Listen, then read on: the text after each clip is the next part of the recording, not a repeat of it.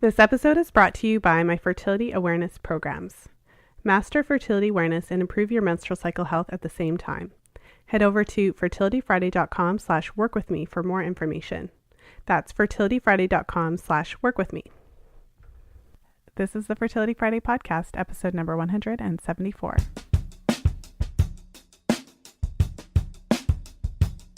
Welcome to the 174th episode of the Fertility Friday podcast. Thank you for joining me today. I'm Lisa from fertilityfriday.com, and this is your source for information about the fertility awareness method and all things fertility. I have a very special episode to bring to you today. I have a tradition over here at Fertility Friday, and every year around this time, I actually produce an anniversary edition episode. And so the reason that I do it at this time of year is because this is actually pretty much exactly when I started my podcast, and now it's been 3 years. So 3 years ago at this exact time in December is when I started my podcast. I had been recording episodes. I recorded 8 episodes, I remember, ahead of time because I wanted to have a few episodes ahead so that I would stick to my weekly schedule. And I started releasing my episodes in December of 2014. And so now, at the time of this recording, it's December of 2017. And it's really incredible to think that I have been doing this for the past 3 years. And so in this episode, I just want to take you through some of my top takeaways from this year, my 3rd year of podcasting, and also my 3rd year of client work that I've done through the Fertility Friday podcast, through my programs. You know, I feel like a lot has changed since I first started doing this, but a lot has stayed the same. So I think you're really going to love this episode as I take you through some of my top takeaways. Before I jump into my top 3 takeaways for 2017, I wanted to share with you some aspects of my own story and my own journey and what led me to this point, because I've been reflecting a lot on that, especially every year. It's kind of like a tradition for me to reflect on the work that I've been doing for the year, the podcast, where I see things going in the new year. And it's just really interesting for me to think back on all the events that brought me to this point. And so you've heard me say on the podcast a number of times that fertility awareness is so much more than just, a non-hormonal method of birth control or a way to time sex if you're trying to conceive, because it really gives you a window into your health and fertility. And for me, that couldn't be more true. Part of the reason that I'm so passionate about this work is because I didn't have easy, perfect, quote unquote, cycles at all. My cycles were a hot mess for a really long time. And so I discovered fertility awareness around the age of 18. It's kind of hard to remember exactly like the moment, but I know I was in my first year of university, so it was sometime around then. And before that point, I had been struggling with painful, heavy periods since the first one. So I got my period when I was 14, and my very first period was heavy and painful. And by heavy, it was like flooding, like there was just so much blood. And then also the pain was intense. And so since my very first period, I just had pain. And the pain was so intense that I always needed to take some sort of medication. And so of course I struggled. I tried like acetaminophen, that didn't work. Ibuprofen was my go-to for years. And when I say years, I mean years, like 10, like a decade. And I've talked about the pain on the podcast several times, and I always feel the need to describe it because I feel like we live in a culture that really downplays the severity of menstrual pain. And so it felt so horrible. It felt like someone was reaching inside my body and squeezing. And now that I've been through labor, so I've had 2 children, my eldest son is 5, my youngest son is 2 at the time of this recording.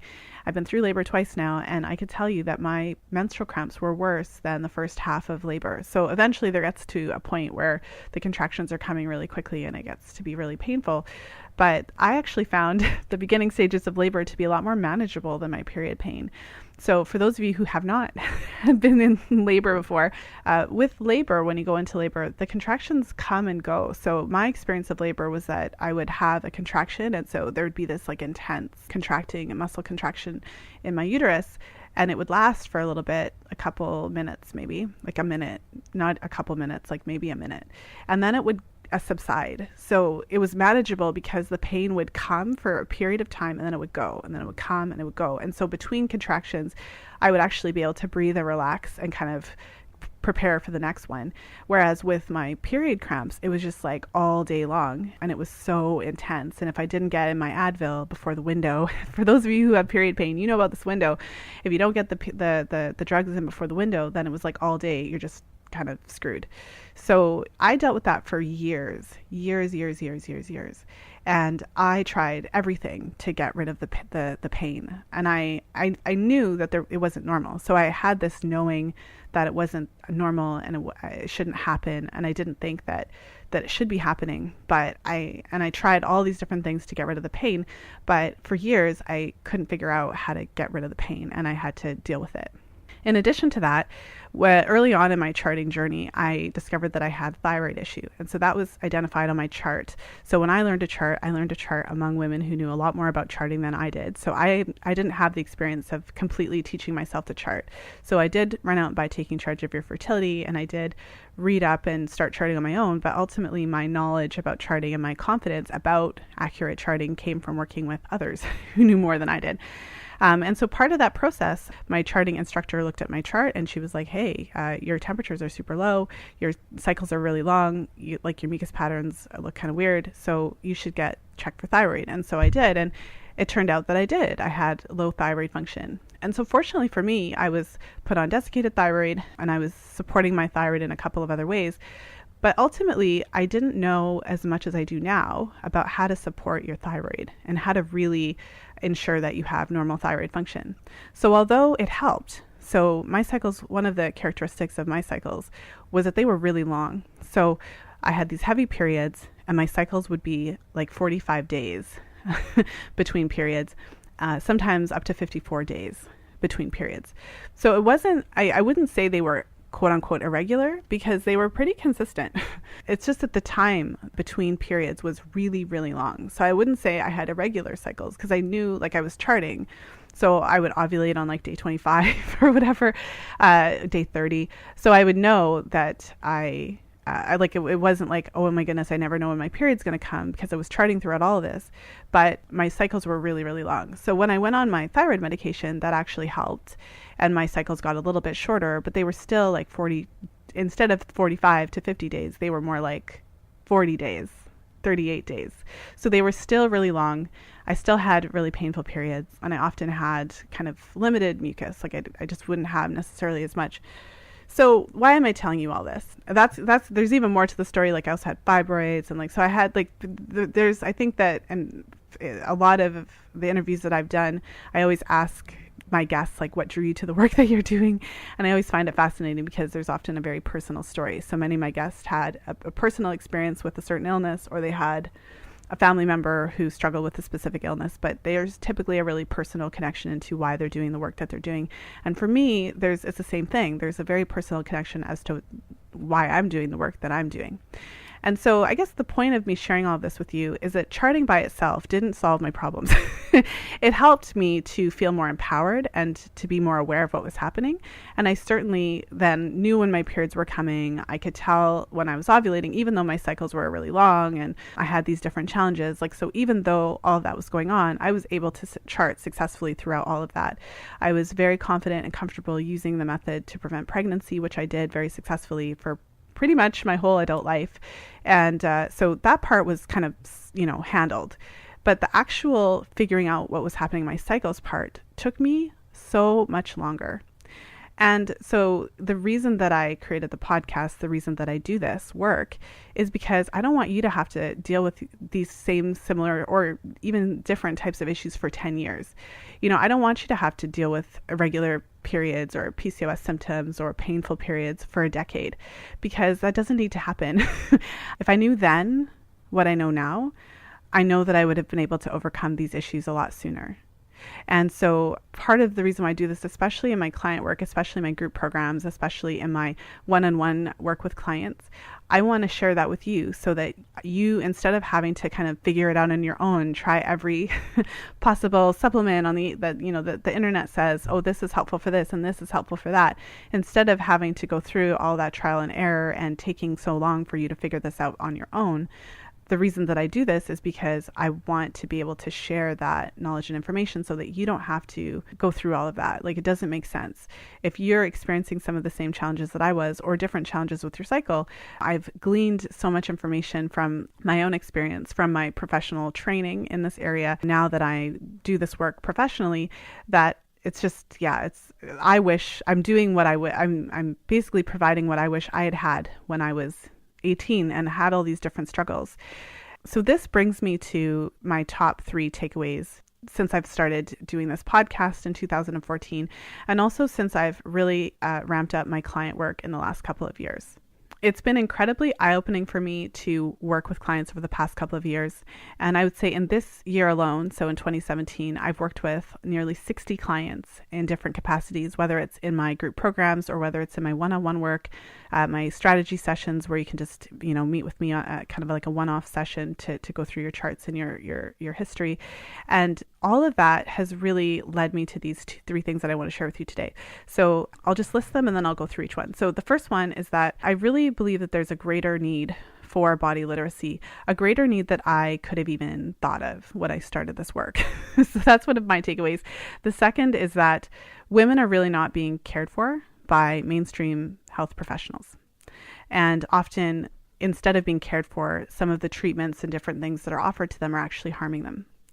And the third thing is that this work, the fertility awareness method, the concept of body literacy, even the concept of the menstrual cycle as the vital sign, it's about so much more than simply charting your cycles.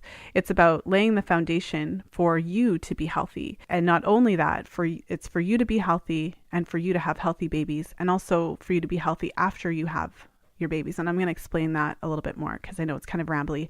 Sometimes I have a hard time truncating an idea into a simple theme. So I'll start with number 1. There's a greater need for body literacy than I even could have imagined when I started this.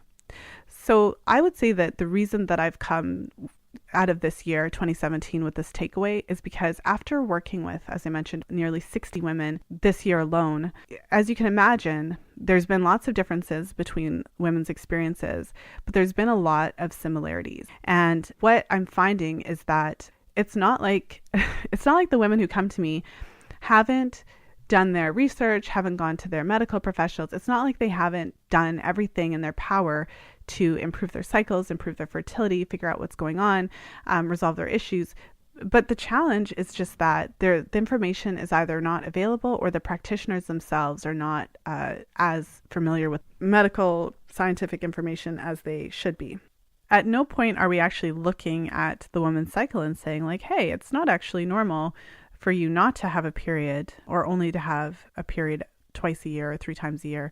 What is really going on? What is really causing that? And that's the real point that I'm making here with my point number 2, which is that just the paradigm, the perspective, the way that the current medical paradigm looks at a female body, looks at the menstrual cycle and fertility challenges in general.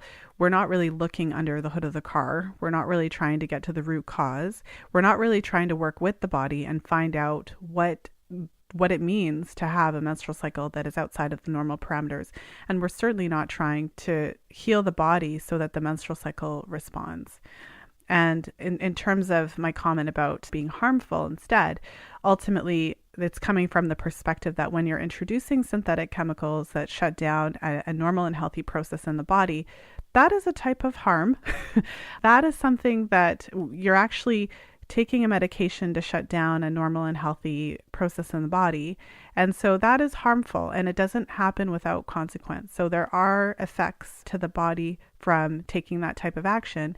And so this is really coming from the perspective of understanding first and foremost that the menstrual cycle is a normal and healthy part of a woman, of her body. And to first and foremost have that level of understanding that having a menstrual cycle is part of being a woman and part of a woman's physiological, normal, healthy functioning.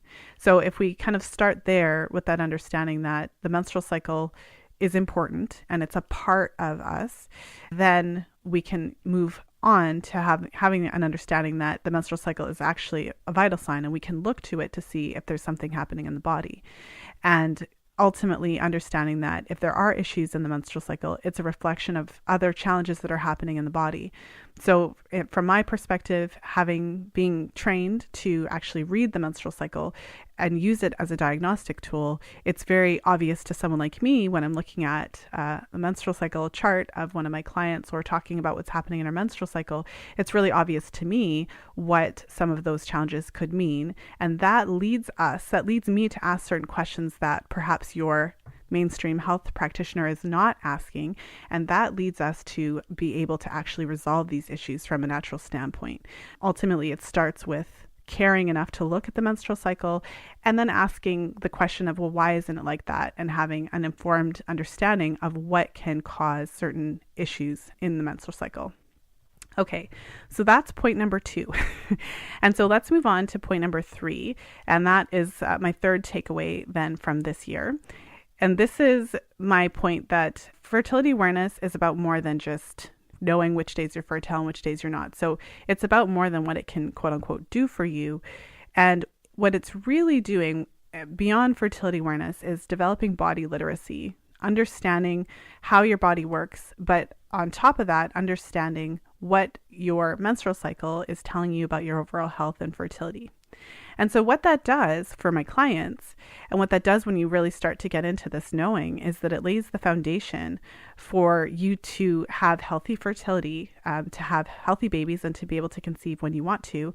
And also it leads you to be healthy postpartum. So this is something that I've seen time and time again with the clients that I've worked with. And so I've seen it from all sides. I've seen it from women who are struggling to conceive. And then when we get down to it and we start looking at the cycle, we can see obvious challenges, obvious signs in the menstrual cycle that there's something going on. I've also seen it with women who have had babies already, and after certain challenges with their cycles and their health have come up after they've actually had their babies. So they're in the postpartum period and now they're struggling with different challenges. And so ultimately, one of the things that one of my takeaways for this year is how important it is to have that healthy menstrual cycle and to really have healthy fertility and just to have it there. And part of what I talk about with my clients a whole lot is about nutrient repletion and really getting that sense of what you put into your body is what makes your baby. And it's very interesting how interconnected all of these things are. So when you're depleted of nutrients, if you've recently come off of hormonal contraceptives and your cycle's struggling for a number of different reasons, then that actually is giving us an indication of how healthy you are, what's happening with your fertility, what's happening with your cycle. And the challenge is that if you go into pregnancy, if you conceive right away, but you're coming from a state of nutrient depletion, and then you conceive right away, what I always say to my clients is that there's no scenario at all where you're going to go into pregnancy and then come out on the other side in a better position from a nutrient standpoint. So there's no situation where you're going to get pregnant and have a baby and end up more nutrient replete than you were when you started.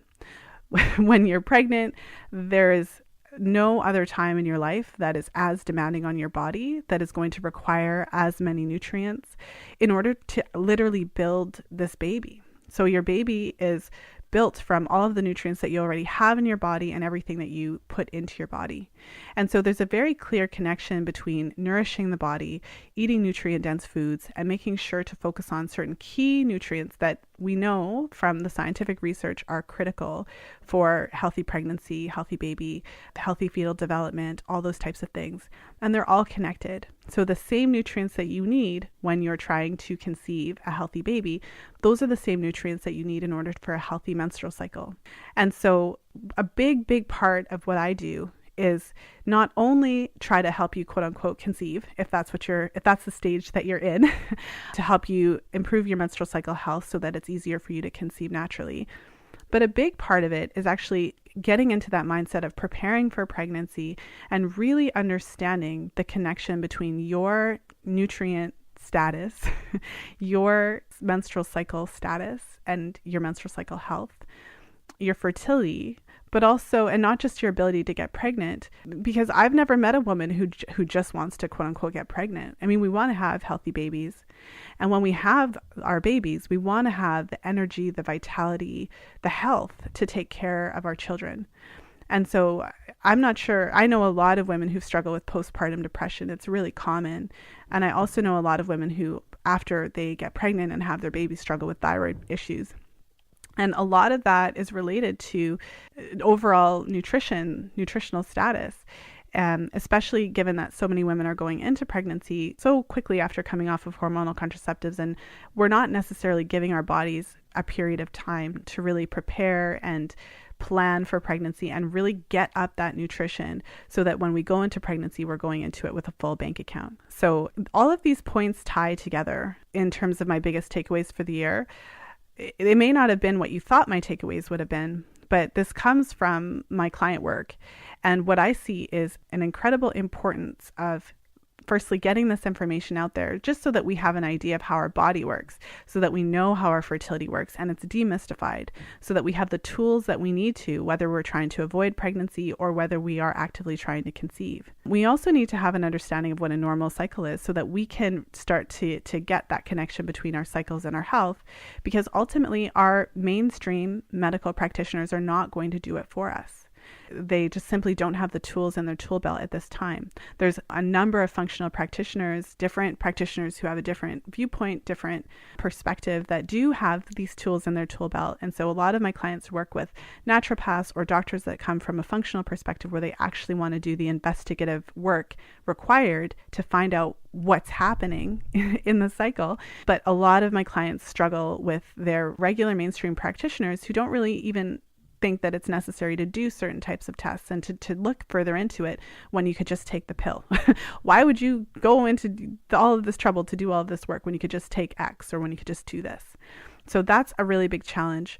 But beyond that, I feel like this is a woman's issue, or even a human rights issue, where as women, it's not just about getting pregnant, because we want to have healthy babies, healthy children, healthy families, and we ourselves want to be healthy. And so for me, I often find myself being quite concerned about the woman in the equation. Not only do I want you to be able to conceive and have a healthy baby, but I want you to be able to take care of that baby and have the energy that you need to do so. And a big part of that is making sure that you are well nourished. And often after years of eating typical diets and using hormonal contraceptives and not really taking care of our bodies because we're working so hard and we've got so much things going on, we're so busy, sometimes you don't have time to cook food and all of that kind of stuff, we really need to get back into this idea that there's a period of time that we need to take before it's time to go to start trying to conceive. There's a time that we really want to take to prepare our bodies for pregnancy. And part of it is so that we can have really healthy babies and make sure that we're doing everything we can to ensure a positive outcome, obviously. But a big part of that, and this comes from me not only as fertility awareness educator, holistic health practitioner perspective, but it comes from my perspective as a woman and a mother who has gone through this a couple of times, that it makes a huge, huge, huge difference in your own energy and your own ability to take care of your baby. Your baby, who is incredibly demanding in those first couple months of life, your baby is incredibly demanding. It is an incredible experience being a mom, but it's incredibly draining. And so we need you to be at your tip-top state. We need to be taking care of you too. And a big part of that is really taking care of what you're eating and to make sure that you're going into pregnancy in the best possible state. And so I feel like those are my biggest takeaways, because it all starts with your chart. It all starts with understanding what's happening in your menstrual cycle. And especially for the women who I work with who are not actively trying to conceive. So for those of you who've been listening to the show for a while, you know that I run groups. So I run groups a couple times a year, my Fertility Awareness Mastery group, and it's a 10-week program where I divide the group. So I have one group of women who are in that actively conceiving stage or just planning to conceive within the near future. And I have another separate group for women who are focused on avoiding pregnancy. Well, what's interesting is that even though I separate out the groups, within my avoiding pregnancy group, typically the majority of the women in the group, it's not that they never want to have a baby ever. It's that right now they don't want to have a baby. And so I've had women in my avoiding pregnancy groups who are actively avoiding for, say, the next year, and they're planning to start their families in the next year. And I've had other women who are actively avoiding like for the time being, and perhaps they have more of like a 5-year strategy, and other women who they can't even see themselves having children. So it's quite the gamut of women that I have in my birth control group.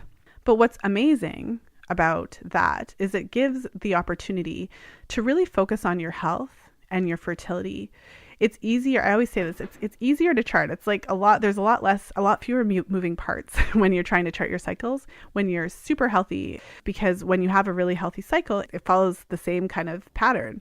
So although it's not the same every single cycle, it follows a pattern that's a little bit easier to manage, meaning that you have your period and then you have a couple days that are typically dry before you start seeing your mucus, and then you see your mucus, and then you ovulate, and then you have several days until you have your period. So it's pretty like we've got this thing happening, and it's a pattern that happens cycle after cycle. Whereas when your cycle is a little bit more unhealthy, or if you've recently come off of hormonal contraceptives, or if you're struggling with some sort of endocrine issue, you may have delayed ovulation. And so it's definitely possible to chart regardless of what's happening in your cycle.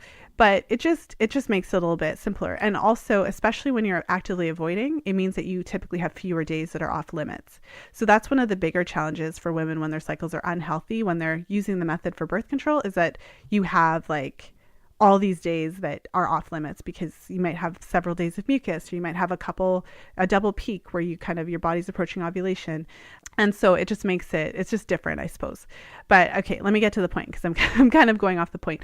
But the point is that when you're paying attention to your cycle, and when you really get what a normal cycle looks like, and you get where your cycle stands there, and we go through these things in the group, and you get a really strong sense of if there's an area that you need to work on, or if there's something that we're seeing in your cycle, you get the opportunity to resolve all of that stuff, and you're not even trying to conceive. What this means is that you have like this amazing time window where you're not even trying to get pregnant. You just want to be healthy. You just want to understand your cycle, but you're able to actually address anything that's possibly coming up. And one thing I should mention is that it depends on where you're at. For some women, it can just take a couple of months to kind of really get in there and see some resolution. But for other women that have different types of significant challenges, it can take quite a while. So depending on what your challenge is, it can take several months before we actually kind of get to the root of the problem, figure out what it is, and really start working to resolve it, just depending on what the challenge is. But the great thing is that when you don't have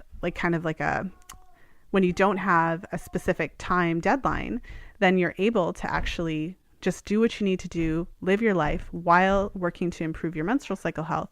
And then at some point in the future, whether that's a year from now, 2 years, 5 years, you're already set to go. So when you choose to start your family, you don't have to worry about that stuff, because you can see every cycle where you're at, what your fertility is doing, what your health is doing, and you know already. And also, you have all of this time to really focus on your nutrition. So instead of trying to fit in all of the nutrition the month before you start trying to conceive, if you've been charting your cycles and monitoring and paying attention, and you are in communication with your partner, your life situation changes, but you know when you're planning to start conceiving, you have all this time and all this knowledge, so you know exactly what to do, and you can actually really start way ahead of time building up your nutrient stores, so that by the time you're ready to conceive, you've literally crossed all of your T's, you've dotted all of your I's, you've done everything you can, and you can just rest assured knowing. Now, I know all of us aren't in that situation, and I am not trying to make anyone feel bad, because I did not have this magical situation. When I got pregnant with my first son, I didn't know all the things that I know now. And so although I did what I knew to do at that time, there's a lot of things that I didn't do. So this isn't about being perfect, but this is just literally about being informed. And so I feel like those are my top 3 takeaways. So just to do a super quick recap, the first is that there's an even a greater need for this knowledge and awareness, fertility awareness, body literacy, than I could have ever imagined.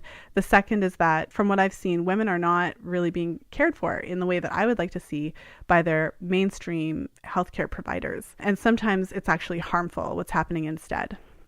And then the third is that this is about way more than fertility awareness and using the method for birth control or trying to conceive, because it has this profound potential to impact the health of your babies and your own health going into motherhood whenever you're ready for that, if that's something that you're planning to do in the future. And it also helps to preserve your fertility so that when it's time for you to start trying to conceive, there's no transition period. There's nothing. You just literally switch and start having unprotected sex on those days instead of the other ones.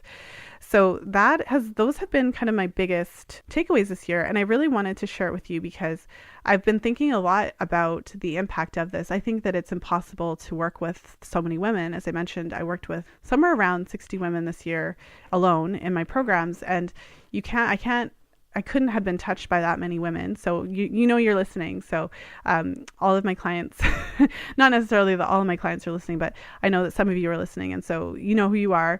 All of working with each of you has touched me in different ways and has really, I've spent a lot of time thinking about fertility awareness and thinking about the implications of this knowledge, obviously, given that this is what I do for a living. And so it just really strikes me how powerful this information is. And so I'm really happy that you're here with me today. I hope you enjoyed this episode, and I hope that it's helpful, at least to get that perspective of how I look at things and the impact that this knowledge can have in your life. And so for me, I know that it changed everything for me, learning this information. And I honestly can't really imagine where I'd be without it. I often wonder what would have happened if I had been on hormonal contraceptives. What would have happened if I chose a different path? Given that I do still have a thyroid issue, given that I did have different health challenges with period pain, things like that. Had I not discovered this stuff a lot earlier and been able to kind of get on top of it to the best of my ability, where would I have ended up? Like an untreated thyroid issue it can go on for so long and it can lead to a lot of different problems. So I often wonder, where would I be without this? So that brings me to the end of today's episode. Thank you for listening. If you enjoyed today's show, please share it with a friend. You'll find the show notes for today's episode at fertilityfriday.com/174.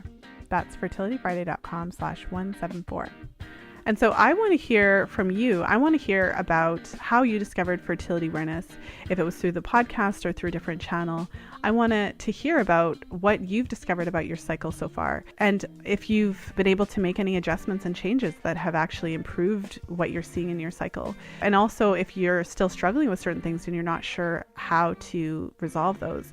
So if in case you're not yet part of the Fertility Friday Facebook community, make sure to head over to fertilityfriday.com/community.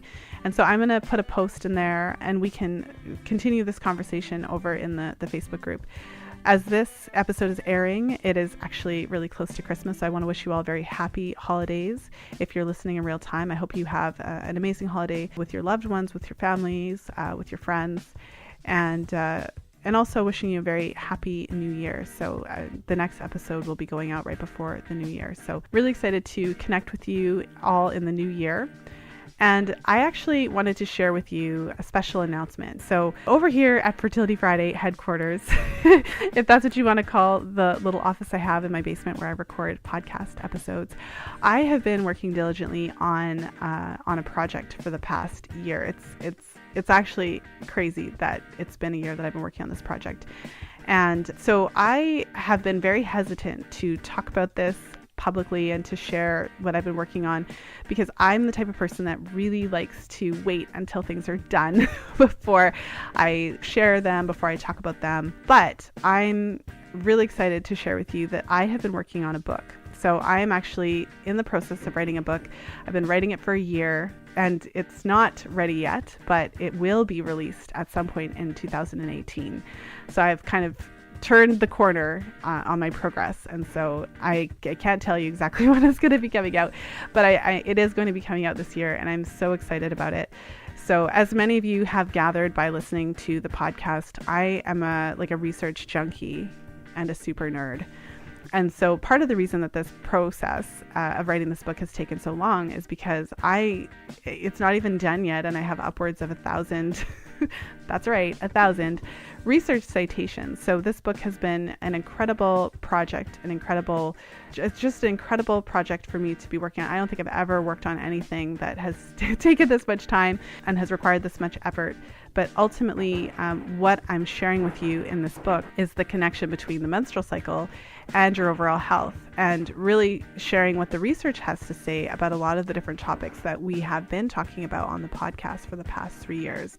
What I'm always hearing from my listeners, from my clients, is that every woman needs to know this stuff. What I'm always hearing is that, why didn't anyone tell me this? And how come we're not being taught this? And so, my vision with my book project is to actually create a book that you can have basically the information that we've been talking about compiled in one place. And also that you have this physical thing that when someone says like, well, what is this thing that you're doing? I don't understand why you're doing it. Why is this so important to you? You can actually have a book that talks about why and really goes into depth, talking about the connection, not only between like the menstrual cycle, but what the research has to say about what actually supports menstrual cycle health, what actually supports hormonal health. So that is my special announcement for today. Like I said, it makes me a little bit nervous to announce it because it's not done yet and I'm still working on it. But after I put in a year, I figure I can tell you about it because it's definitely in the works and it's definitely coming soon. And so I will keep you posted on the progress, and I will let you know, of course, as soon as it is actually ready to release, as soon as we're approaching the release date. So stay tuned. But I just want to thank you for listening and being here with me today. Thank you all for sharing the show with your friends. That's how Fertility Friday has continued to grow. And so I really appreciate those of you who share, whether it's the whole podcast or your favorite episodes or episodes that you think will really help somebody. I really appreciate all of you for sharing the show and for spreading the word. And ultimately, this is how we're going to change the world. This is how we're going to make it so that every woman knows exactly how her body works. It's one woman at a time. We all just have to keep talking about it until everybody knows. And so with that in mind, I just want to thank you so much for listening. And as always, be well and happy charting.